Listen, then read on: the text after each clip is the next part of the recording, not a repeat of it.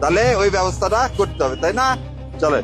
নির্বাচনী প্রচারণার মাঠ এখন সরগরম। তবে ঢাকা 15 আসনের একটি ভিডিও সামাজিক যোগাযোগ মাধ্যমে নতুন এক বিতর্কের জন্ম দিয়েছে। মিরপুরের ব্যস্ত রাস্তায় জামাতে ইসলামের সমর্থনে প্রচারণাকালে ব্যারিস্টার ASM শাহরিয়ার কবিরের একটি ভিডিও এখন টক অব দ্য কান্ট্রি। ভিডিওতে দেখা যায় এক বয়স্ক পান বিক্রেতার সঙ্গে আলাপচারিতায় মেতেছেন শাহরিয়ার কবির। দেশের পরিস্থিতি নিয়ে কথা বলার এক পর্যায়ে তিনি বিক্রেতাকে প্রশ্ন করেন রিজিকের মালিককে। উত্তর আসে আল্লাহ। এরপরে চলে যাওয়ার সময় তিনি ওই বিক্রেতার হাতে 1000 টাকার একটি নোট গুঁজে দেন। মুহূর্তেই ভাইরাল হয়ে যায় এই দৃশ্য। স্যান্ডেলিনা সো, রূপচর্চায় আভিজাত্য।